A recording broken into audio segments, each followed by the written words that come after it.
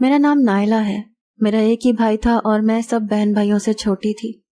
میری 2 بہنیں مجھ سے بڑی تھیں جن کی شادی ہو چکی تھی، اور اب بھائی کی شادی ہو رہی تھی جس کی مجھے سب سے زیادہ خوشی تھی، کیونکہ جب سے بہنوں کی شادی ہوئی تھی میں گھر میں اکیلی رہ گئی تھی، اور اب بھابھی کے آ جانے سے میرا دل لگ جانا تھا. یہی تصور مجھے خوش کرنے کے لیے کافی تھا. میں نے بھائی کی شادی کے ہر فنکشن پر بھابھی کے ساتھ بیٹھ کر تصویریں کھنچوائی تھیں، لیکن جو کچھ رخصتی کے بعد میری آنکھوں نے دیکھا مجھے یقین نہیں آ رہا تھا. بھابھی دلہن بنی لاؤنج میں ہی بیٹھی تھی جب سب مہمان جا چکے تھے. مجھے لگا امی مجھے کہیں گی کہ تم اپنی بھابھی کو اس کے کمرے میں چھوڑاؤ، لیکن امی نے مجھ سے ایسا کچھ نہیں کہا، بلکہ میرے ابا نے بھائی کو اپنے کمرے میں بلا لیا. میرا بھائی جو اپنی خوبصورت سی دلہن دیکھ کر مسکرا رہا تھا، ابا کی پکار پر خاموشی سے ان کے کمرے میں چلا گیا. میں بھابھی کے پاس ہی بیٹھ کر باتیں کرنے لگی. وہ بھی بہت خوش مزاج سی لگ رہی تھی. مجھے میری تعلیم کے بارے میں سوال و جواب کرنے لگی. میں اس وقت 12ویں جماعت میں پڑھ رہی تھی. میں بھابھی سے اپنی دوستوں کا ذکر کرنے لگی، ادھر ادھر کی باتیں کرنے لگی، لیکن ان کی نظریں بار بار ابا کے کمرے کے بند دروازے پر جا کر ٹک جاتی. امی بھی اپنے کمرے میں جا کر سو گئی تھی. بس میں ہی بھابھی کے پاس بیٹھی تھی. مجھے یہ بات بھی سمجھ نہیں آئی کہ امی اتنی جلدی کیوں سونے چلی گئی تھی. حالانکہ امی شادی پر بہت خوش تھی، لیکن جب سے رخصتی کروا کر بھابھی کو گھر لائی تھی ان کا موڈ مجھے بہت خراب لگ رہا تھا. اسی لیے آتے ہی منہ پھلائے اپنے کمرے میں چلی گئی. مجھے سمجھ نہیں آ رہا تھا کہ امی کو گھر آتے ہوا کیا ہے. بھابھی بھی کچھ چپ چپ سی تھی. میری شادی شدہ بہنیں بھی خراب موڈ کے ساتھ ہال سے ہی واپس لوٹ گئی تھی. گھر بھی نہیں آئی تھی کہ دلہن کا اچھا استقبال کیا جاتا. آدھے گھنٹے بعد سامنے کمرے کا دروازہ کھلا. بھائی بڑی سنجیدگی سے کمرے سے باہر آئے تھے اور مجھے بھابھی کے پاس بیٹھے دیکھ کر کہنے لگے، تم سونے نہیں گئی اپنے کمرے میں؟ جاؤ جا کر اپنے کمرے میں سو جاؤ. مجھے بھائی کی بات پر بڑی حیرت ہوئی کہ وہ کس روکھے لہجے میں بات کر رہے ہیں، لیکن اس کے بعد جو بات بھائی نے بھابھی سے کہی وہ سن کر مجھے حیرت کا جھٹکا لگا. کہنے لگے، رابعہ تم ابا کے کمرے میں جاؤ، وہ تمہیں بلا رہے ہیں. میں جو اپنے کمرے کی جانب بڑھ رہی تھی میرے قدم وہیں رک گئے. میں نے برجستہ پلٹ کر دیکھا. بھابھی بھی بھائی کو حیرت سے دیکھ رہی تھی کہ وہ ان سے کیا کہہ رہے ہیں. شادی کی پہلی رات کو بھلا کون سی دلہن یوں سجی سنوری سسر کے کمرے میں جاتی ہے. ایک بات اور کہ میری والدہ اور والد الگ الگ کمروں میں سوتے تھے. اس سے پہلے کہ میں دیکھتی کہ بھابھی کیا جواب دیتی ہیں، بھائی نے مجھے اپنے کمرے میں بھیج دیا. میں نے اپنے کمرے میں آ کر دروازہ بند کر لیا، لیکن میں اتنی بھی چھوٹی نہ تھی کہ ان باتوں کو سمجھ نہ سکتی. میں کمرے میں آ تو گئی تھی لیکن میرا پورا دھیان باہر تھا. میں پہلے تو اپنے بیڈ پر بیٹھ گئی کہ آخر ابا نے بھابھی کو اپنے کمرے میں کیوں بلایا تھا. میں کچھ دیر تو اپنے کمرے میں ہی بے چین سی رہی، لیکن اس کے بعد میں نے اپنے کپڑے تبدیل کر کے اپنے کمرے کا دروازہ ذرا سا کھولا. جو کچھ مجھے سامنے نظر آیا وہ مجھے الجھن میں ڈال گیا تھا. بھائی باہر نہیں تھے اور بھابھی ابا کے کمرے سے نکلی تھیں اور بے تحاشا رو رہی تھیں. تقریباً 1 گھنٹے بعد میں نے اپنے کمرے سے جھانک کر دیکھا. روتے ہوئے وہ اپنے کمرے میں چلی گئی. نہ جانے کیوں لیکن میرا دل بجھ سا گیا تھا. میری بھابھی خوبصورت ہونے کے ساتھ ساتھ معصوم سی بھی تھی. پتہ نہیں کیا وجہ تھی، کیوں رو رہی تھی. نہ جانے کیوں لیکن مجھے رات بھر چین سے نیند نہیں آئی. بمشکل فجر کے بعد میں سوئی. میری آنکھ ایک شور سے کھلی تھی. میں ہڑبڑا کے اٹھ بیٹھی. مجھے لگا امی کسی پر چلا رہی ہیں. میں حیران تھی کہ صبح صبح امی کیوں چیخ رہی ہیں. میں نے جھٹ سے لحاف اتار کر سائیڈ پر رکھا اور تیزی سے کمرے سے باہر نکلی، لیکن سامنے کا منظر دیکھ کر دنگ سی رہ گئی. امی میری نئی نویلی بھابھی پر چلا رہی تھی. کہہ رہی تھی کہ مجھے زبان چلانے والی عورتیں بالکل پسند نہیں ہیں. خبردار جو تم نے آج کے بعد مجھے کسی بات کا جواب دیا ہو. چلو اور جا کے کچن میں ناشتہ بناؤ. میں اپنی ماں کا یہ روپ دیکھ کر حیران پریشان تھی. میری شادی شدہ دونوں بہنیں ابھی اپنے شوہروں اور بچوں کے ساتھ وہاں موجود تھیں. مجھے حیرت سی ہو رہی تھی کہ ایک دن کی دلہن کے ساتھ میری ماں ایسا بھی رویہ کیسے اختیار کر سکتی ہیں. میں تیزی سے آگے بڑھی اور امی سے کہا کہ ناشتہ میں بنا دیتی ہوں. بھابھی کی ابھی رات کو ہی تو شادی ہوئی ہے. لیکن میری بات پر امی ہتھے سے اکھڑ گئی. کہنے لگی، خبردار جو تم نے اس لڑکی کی حمایت کی تو آج کے بعد گھر کا سارا کام یہی کرے گی. میری بھابھی کچن میں چلی گئی. میری بہنیں کہنے لگی، امی ہماری تو ہمارے سسرال میں ناک کٹ گئی ہے کہ ایک اکلوتا بھائی جس کی شادی اتنے چاؤ سے کی اور اس کے سسرال والوں نے ہمیں سونے کی کوئی چیز نہیں پہنائی. اونچی دکان، پھیکا پکوان. ہاں، میری بہن نے نفرت سے کہا تو میں اب سمجھی کہ میری ماں بہنوں کا کس بات پر منہ سوجا ہوا تھا کہ میری بھابھی جہیز اتنا نہیں لائی تھی۔ مجھے بہنوں کی سوچ پر افسوس ہو رہا تھا کہ جب امی بھی شروع ہو گئی۔ میرا ایک ہی بیٹا تھا، کتنے پیسے لگ گئے تھے اس کی شادی پر۔ مجھے تو لگا تھا امیر لوگ ہیں، گاڑی تو ضرور میرے بیٹے کو جہیز میں ملے گی، لیکن نہیں، ایسے کنجوس لوگ کہ بس اپنی خوبصورت بلا ہی خالی ہاتھ ہمارے پلے باندھ دی۔ میری بھابھی اس وقت عام سے حلیے میں کچن میں ناشتہ بنا رہی تھی، کہیں سے بھی ایک دن کی دلہن نہیں لگ رہی تھی، اور میری ماں بہنوں کو جہیز نہ ملنے کا قلق ستائے جا رہا تھا۔ میرا جی چاہا کہ بھائی کے کمرے میں جاؤں اور ان سے کہوں کہ اپنی ماں بہنوں کا رویہ اپنی ایک دن کی دلہن کے ساتھ جا کر دیکھ لو، جن بہنوں کی خواہشات کو پورا کرنے کے لیے تم نے خود شادی دیر سے کی۔ میرا بھائی سب سے بڑا تھا اور تھا بھی گھر والوں کا نہایت ہی فرما بردار، اسی لیے دونوں بہنوں کی شادی پر میرے بھائی نے بہت جہیز دیا تھا، اور جب اس کی اپنی شادی ہوئی تھی تو انہیں توقع کے مطابق کچھ نہ ملا تھا۔ بھائی جب کمرے سے باہر نکلے تو حشاش بشاش تھے، اپنی نئی دلہن کو کچن میں کام کرتا دیکھ کر بھی وہ کچھ نہیں بولے تھے، امی سے بہت ڈرتے تھے۔ میں جانتی تھی کہ میرا بھائی میری والدہ کا فرما بردار تھا، اسی لیے میں جانتی تھی کہ امی کی جیسی ہی سوچ ہوگی بھائی کی بھی ویسی ہوگی۔ ابھی میرا یہ افسوس ہی کم نہ ہوا تھا کہ ابا جب اپنے کمرے سے باہر نکلے تو بہت خوش نظر آ رہے تھے۔ ابا کو دیکھ کر مجھے یاد آنے لگا کہ بھابھی دلہن بنے رات کو ابا کے کمرے سے روتی ہوئی باہر نکلی تھی۔ مجھے لگا شاید ابا نے بھی کم جہیز ملنے پر ہی بھابھی کو تانے مارے ہوں گے، لیکن بات تو کچھ اور ہی تھی۔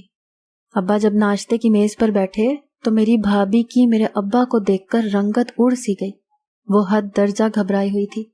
میں بھابھی کے چہرے کی بدحواسی دیکھ کر حیران تھی، اور اپنے ابا کے چہرے کی مسکراہٹ دیکھ کر مجھے اندر ہی اندر برا لگ رہا تھا۔ پھر تو سب کا یہی رویہ بھابھی کے ساتھ شروع ہو گیا۔ وہ ہر وقت ڈری سہمی سی رہنے لگی، سارا دن وہ کام کرتی رہتی، اور رات کو جب بھائی گھر آتے تو ابا کے کمرے میں چلے جاتے، اور جب وہ کمرے سے باہر نکلتے تو بھابھی کو اشارہ کرتے کہ وہ ابا کے کمرے میں چلی جائے۔ وہ بیچاری پریشان حال سی ہو کر ابا کے کمرے میں جاتی تھی، لیکن جب وہ کمرے سے واپس آتی تو بری طرح سے ہانپ رہی ہوتی، پسینے سے شرابور ہوتی، اور روتے ہوئے اپنے کمرے میں چلی جاتی۔ پھر مجھے ان کی ایسی آوازیں ان کے کمرے سے سنائی دیتی جیسے وہ الٹیاں کر رہی ہوں۔ ان کے چہرے کی ناگواری سے بھی یہی لگتا جیسے وہ کوئی بہت برا فعل کر کے آئی تھی۔ مجھے یہ بات جس شک و شبہات میں ڈالتی، میرا ضمیر مجھے اندر ہی اندر ملامت کرنے لگتا۔ پورا دن میری ماں میری بھابھی کا جینا دو بھر کیے رکھتی، اور رات کو وہ 2 گھنٹے ابا کے کمرے میں گزار کر واپس آتی تھی، اور آتے ہی اپنے کمرے میں چلی جاتی اور نہا کر واپس آتی۔ مجھے اس بات کی حیرت تھی کہ ابا انہیں کیوں اپنے کمرے میں بلاتے ہیں، اور بھائی بھابھی کو کیوں اشارے سے ابا کے کمرے میں بھیجتے ہیں، اور میری ماں کو بھی کوئی اعتراض نہیں ہوتا۔ ایک بار میری بھابھی کچن میں برتن دھو رہی تھی، میں اپنے کمرے میں تھی، لیکن مجھے بھابھی کی فکر ستانے لگی۔ ان کی آنکھوں میں چمکتے ہر وقت کے آنسو مجھے بہت دکھ دیتے تھے کہ کیا جہیز نہ دینا عورت کا اتنا بڑا عیب ہے۔ میں نے گھڑی دیکھی، رات کا 1 بج رہا تھا۔ جانتی تھی کہ سب سو چکے ہوں گے، اسی لیے میں کچن میں چلی گئی تاکہ بھابھی کی کچھ مدد کر دوں، لیکن جو کچھ میں نے کچن میں دیکھا میں تنگ سی رہ گئی۔ میری بھابھی کے ہاتھ میں موبائل تھا اور کسی کے ساتھ فون پر باتیں کر رہی تھی۔ وہ موبائل شاید میرے بھائی کا تھا۔ بھائی اس وقت سو چکے ہوتے تھے، ہو سکتا ہے وہ چوری چھپے سے وہ موبائل لے کر آتی ہو اور اپنے گھر والوں سے باتیں کرتی ہو۔ کون ہو سکتا ہے وہ جس سے میری بھابھی بات کر رہی تھی، رو بھی رہی تھی، کیونکہ میری بھابھی اپنے چچا کے گھر رہتی تھی۔ ان کے ماں باپ ایک حادثاتی موت مر چکے تھے، اور چچا نے رشتہ تو بھابھی کا یہی کہہ کر طے کیا تھا کہ وہ ان کی سگی بیٹی جیسی ہے، لیکن شادی پر بھابھی کو کچھ بھی نہیں دیا تھا، جس کی وجہ سے میری ماں اور باقی گھر والوں کا رویہ ان کے ساتھ بہت برا تھا۔ پھر ایک بار بھابھی نے مجھے بتایا تھا کہ ان کی چچی ان کے ساتھ بہت برا رویہ رکھتی تھی، ان پر بہت ظلم کرتی تھی۔ چچی کی اپنی 3 بیٹیاں تھیں، اسی لیے وہ انہیں بھلا کیوں جہیز دیتے۔ جو کچھ بھی میری بھابھی کے والد کا حصہ تھا وہ سب کچھ ان کے چچا اپنے قبضے میں کر چکے تھے۔ وہ بیچاری تو وہاں سے بھی ظلم ہی سہتی آئی تھی، لیکن وہ اس وقت کس سے بات کر سکتی تھی، کیونکہ ان کی شادی کے بعد ان کے چچا چچی نے تو پلٹ کر نہیں دیکھا تھا کہ وہ کس حال میں ہے۔ پھر مجھے یہ بھی لگ رہا تھا کہ جس سے وہ بات کر رہی ہیں وہ کوئی مرد ہے۔ میری بھابھی کے ساتھ یہاں بھی کوئی اچھا سلوک نہیں ہو رہا تھا۔ میرا دل ان کے بارے میں سوچ سوچ کر کٹتا رہتا تھا، لیکن جو بات مجھے شک میں ڈال رہی تھی وہ یہ تھی کہ میری بھابھی اس وقت جس سے بات کر رہی ہیں وہ کوئی مرد تھا۔ میری بھابھی اسے کہہ رہی تھیں کہ مجھے یہاں سے لے جاؤ، تم نہیں جانتے یہ لوگ میرے ساتھ کیسا سلوک کرتے ہیں، اور وہ شخص جو میرا سسر ہے وہ کس قدر گھٹیا انسان ہے۔ کاش کہ وہ ظلم جو میرے ساتھ کرتا ہے اس کی بیٹی بھی وہ سب سہے تو اسے پتہ چلے۔ یہ بات سن کر میں وہیں سے پلٹ کر اپنے کمرے میں آ گئی۔ نہ جانے وہ شخص کون تھا جس سے میری بھابھی بات کر رہی تھی، اور ابا ایسا کیا کرتے تھے بھابھی کے ساتھ۔ مجھے ابا کی حرکت خود بھی ناپسند تھی، لیکن جس طرح سے میری بھابھی روتے سسکتے بد دعا دے رہی تھی میری روح تک لرز گئی تھی۔ پھر میں نے سوچا کہ ابا یہ کیوں نہیں سوچتے کہ جو کچھ وہ بھابھی کے ساتھ کر رہے ہیں اگر میری بہنوں کے سسر بھی ان کے ساتھ کریں تو کیا وہ برداشت کریں گے؟ اور میرا بھائی کیا وہ بالکل بے غیرت ہو چکا ہے جو خود اپنی بیوی کو اپنے باپ کے کمرے میں بھیجتا ہے؟ حالانکہ میرا باپ میری بہنوں سے کہتا تھا کہ کوئی ضرورت نہیں اپنے سسر کی خدمت کرنے کی، نہ ہی اس کے کمرے میں اکیلے جانے کی۔ میری دونوں بہنیں بہت تیز مزاج کی تھیں، اپنے سسرال والوں کو نچا کے رکھا ہوا تھا، شوہر بھی ان کے قابو میں تھے، اور جب یہاں آتی تو بھابھی کی شامت لائے رکھتی تھی، ہر وقت انہیں جہیز نہ لانے کے تانے دیتی رہتی تھی۔ والدہ بھی کسی سے کم نہ تھی، پورا دن میری بھابھی کے پیچھے پڑی رہتی تھی۔ دن میں 1 گھنٹہ بھی بھابھی کو آرام کے لیے نہیں ملتا تھا۔ میں اس وقت بھابھی کی مدد کر دیتی تھی جب امی دوپہر کو سو رہی ہوتی تھی۔ وہ مجھ سے کبھی کبھی اپنے دل کی بات بھی کر لیتی تھی، لیکن جب بھی میں ان سے یہ پوچھتی کہ ابا انہیں کمرے میں بلا کر کیا کہتے ہیں تو ان کی رنگت اڑ جاتی تھی، وہ ایک دم ہی فک رنگ کے ساتھ نفی میں سر ہلانے لگتی۔ میرے ذہن میں بہت سارے سوال تھے جن کا میرے پاس کوئی جواب نہ تھا۔ میری بھابھی مجھ سے بھی بات کرتے ہوئے گھبراتی تھی۔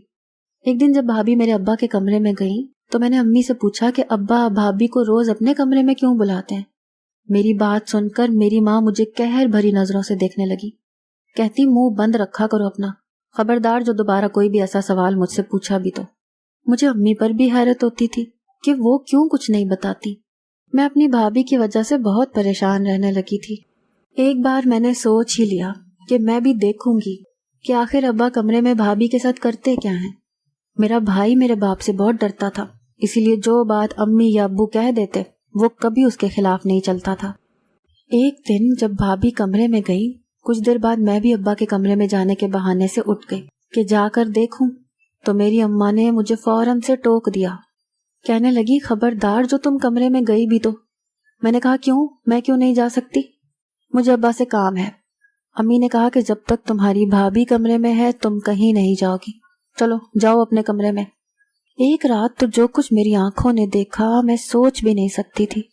میں رات کو کچن میں جانے لگی، مجھے پیاس لگ رہی تھی، لیکن جیسے ہی میں لاؤنج میں سے ہوتی ہوئی کچن کی طرف بڑھنے لگی، سامنے لاؤنج کا دروازہ کھلا تھا۔ میں یہ سوچنے لگی کہ رات کے پہر دروازہ کس نے کھولا ہے۔ میں جب دروازے سے باہر آئی تو میری بھابھی صحن میں سے ہوتے ہوئے چھت کی طرف جا رہی تھی۔ میں یہ سوچ رہی تھی کہ اس وقت وہ چھت پر کیا کرنے جا رہی ہیں۔ میں بھی ان کے پیچھے چلی گئی، لیکن جیسے ہی میں چھت پر پہنچی میں نے چھپ کر دیکھا تو میری بھابھی ایک نوجوان کے گلے لگ کر رو رہی تھی۔ یہ دیکھ کر تو میں سانس لینا ہی بھول گئی۔ وہ اس شخص سے بھی یہی کہہ رہی تھی کہ مجھے یہاں سے لے کے جاؤ، مجھے یہاں نہیں رہنا۔ کون تھا وہ شخص؟ بھابھی کا کیا لگتا تھا؟ کوئی عاشق؟ میں واپس لوٹ آئی، مجھ پر گھبراہٹ سی طاری تھی۔ یہ سب کیا ہو رہا تھا؟ ایک طرف تو میری بھابھی مظلوم بنی ہوئی تھی اور دوسری طرف یہ کون سا روپ تھا ان کا جو میں دیکھ رہی تھی؟ مجھے کچھ بھی سمجھ میں نہیں آ رہا تھا۔ پہلے میں نے سوچا کہ سب کو جگا کر بھابھی کی اصلیت بتا دوں۔ میں جیسے ہی لاؤنج سے اندر آئی کہ اپنے کمرے میں واپس جا سکوں تو لاؤنج کے سامنے میرا بھائی کھڑا تھا۔ بھائی کو دیکھ کر میرے رہے سہے اوسان بھی خطا ہو گئے۔ وہ مجھ سے کہنے لگا کہ تم اس وقت یہاں کیا کر رہی تھی؟ میں تو پریشان سی ہو گئی کہ کیا جواب دوں، مجھے گھبراہٹ ہو رہی تھی۔ میں نے کہا مجھے گھبراہٹ ہو رہی تھی اسی لیے تازہ ہوا کے لیے باہر آ گئی تھی۔ وہ کہنے لگا اچھا ٹھیک ہے، یہ بتاؤ تمہاری بھابھی کہاں ہے؟ پورے گھر میں نظر نہیں آ رہی۔ یہ سن کر تو میں اور بھی گھبرا گئی کہ کیا کہوں اور کیا نہیں۔ میں اسی شش و پنج میں مبتلا تھی کہ بھابھی بھی آ گئی۔ بھائی کو دیکھ کر تو اس کے بھی ہوش اڑ گئے، لیکن میں نے انہیں بچا لیا۔ میں نے کہا میں اور بھابھی دونوں ہی باہر صحن میں بیٹھے تھے۔ میری بات سن کر بھابھی کچھ دنگ سی رہ گئی، کہنے لگی کہ ہاں میں اس کے ساتھ ہی صحن میں تھی۔ میرا بھائی مطمئن سا ہو گیا۔ اس وقت تو میری بھابھی اپنے کمرے میں چلی گئی، لیکن اگلے روز میری بھابھی میرے کمرے میں آ کر میرا شکریہ ادا کرنے لگی کہ میں نے اسے بچا لیا۔ میں نے کہا کوئی بات نہیں، پھر میں نے اس سے پوچھ ہی لیا کہ وہ چھت پر کیوں گئی تھی اور جو شخص چھت پر تھا وہ کون تھا۔ کہنے لگی وہ میرا بھائی ہے جسے چچا نے بچپن میں ہی گھر سے نکال دیا تھا تاکہ بڑا ہو کر کہیں اپنا حصہ ہی نہ مانگ لے۔ میرا بھائی کہیں چھوٹی موٹی نوکری کرتا تھا، اسی لیے میری مدد نہیں کر سکتا تھا، لیکن اب وہ خود کو اسٹیبلش کر چکا ہے اور بہت جلد میں یہاں سے واپس چلی جاؤں گی۔ مجھے بھابھی کی بات سن کر حیرت ہو رہی تھی۔ میں نے کہا کہ آپ نے پہلے نہیں بتایا کہ آپ کا کوئی بھائی بھی ہے۔ وہ کہنے لگیں کہ میں کیا بتاتی، اس گھر میں آتے ہی مجھ پر ظلم و ستم شروع ہو گیا تھا۔ مجھے تو لگا تھا کہ میری آزمائش شادی کے بعد ختم ہو جائے گی، لیکن میرے لیے تو جبر مسلسل ہے۔ میں نے پوچھا کہ کیا آپ میرے بھائی کو چھوڑ دیں گی؟ کہنے لگی تمہارا بھائی میرے لیے بولتا ہی نہیں ہے، کوئی آواز نہیں اٹھاتا، میں ایسے شخص کے ساتھ کیا زندگی گزاروں؟ ان کی بات تو درست تھی۔ پھر کہنے لگی تمہارے والد بھی اچھے انسان نہیں ہیں، میں وہ سب نہیں کر سکتی۔ میں نے کہا ابا آپ سے کیا کرواتے ہیں؟ میری بات پر وہ کہنے لگی کہ کسی دن خود جا کر دیکھ لینا۔ میں نے بھابھی سے کہا کہ آج میں آپ کے کپڑے پہن کر ابا کے کمرے میں جاؤں گی، آپ میرے کمرے میں خود کو بند کر لینا۔ وہ میری بات مان گئی۔ رات کو بھابھی کے کپڑے پہن کر میں ان کے کمرے میں چلی گئی، لیکن میں نے گھونگھٹ میں اپنا چہرہ چھپا لیا۔ مجھے دیکھ کر میرے ابا یہی سمجھے کہ میں بھابھی ہوں۔ پھر میرے ابا نے کہا کہ میں کالا علم سیکھ رہا ہوں، اسی لیے مجھے یہ زندہ مرغیاں حلال کر کے دو، مجھے ان کا خون گلاس میں ڈال کے دو۔ یہ سن کر میرے بھی ہوش اڑ گئے۔ میرا باپ کون سا علم سیکھ رہا تھا؟ ابا نے 3 زندہ مرغیاں نکال کر کہا کہ اسے کاٹ کر اس کا خون گلاس میں ڈال کے دو، میں وہ خون پیوں گا۔ پھر وہ بولے کہ آج آخری عمل ہے، اس کے بعد جو چاہو جنات سے کروا سکتا ہوں۔ یہ کہہ کر وہ کچھ الٹا سیدھا پڑھنے لگے، لیکن میں نے مرغیوں کے ساتھ ایسا ویسا کچھ نہیں کیا، کیونکہ میں نہیں چاہتی تھی کہ میرا باپ کوئی ایسا عمل سیکھے۔ شاید بھابھی اسی وجہ سے گھبراتی تھیں، الٹیاں کرتی تھیں، نہاتی تھیں۔ مجھے بھی یہ سب سوچ کر گھن آ رہی تھی۔ میں یہ عمل کبھی بھی نہیں کر سکتی تھی۔ میں نے جب اپنا دوپٹہ اوپر کیا تو ابا دیکھ کر دنگ رہ گیا۔ میں نے کہا ابا میں آپ کو یہ نہیں کرنے دوں گی، یہ غلط عمل ہے۔ میرے والد مجھے دیکھ کر حیرت زدہ رہ گئے، کہنے لگے تم یہاں کیا کر رہی ہو؟ میں نے کہا میں بھابھی کو اپنے کمرے میں زبردستی بند کر کے خود جان بوجھ کر یہاں آئی تھی تاکہ آپ کو ایک غلط فعل سے روک سکوں۔ میں نے کہا ابا یہ سخت گناہ ہے، ایسے غلط کلمات کو پڑھ کر آپ عذاب کے مرتکب ہو گئے ہیں۔ میں رو رو کر انہیں سمجھانے لگی تو وہ خاموش ہو گئے۔ کہنے لگے میں یہ اس لیے سیکھنا چاہتا تھا تاکہ میں دولت کما سکوں۔ میرے سمجھانے کا نتیجہ یہ نکلا کہ ابا اس کام سے پیچھے ہٹ گئے۔ پھر میں نے اپنی بھابھی سے کہا کہ وہ اپنے بھائی کی شادی مجھ سے کروا دیں۔ میں اپنے گھر والوں سے یہی کہوں گی کہ اگر آپ نے بھابھی پر ظلم کیا تو اس کا بدلہ آپ کا بھائی مجھ سے لے گا۔ بھابھی کو میرا مشورہ اچھا لگا تھا۔ اس طرح میری شادی اپنی بھابھی کے بھائی سے ہو گئی۔ میرے گھر والوں کا رویہ بھی بھابھی سے ٹھیک ہو گیا۔ میری تھوڑی سی عقل استعمال کرنے سے 2 گھر بس چکے تھے۔ میں نے اپنی بھابھی کا گھر بچا لیا تھا اور انہیں ظلم سے نجات بھی مل گئی تھی۔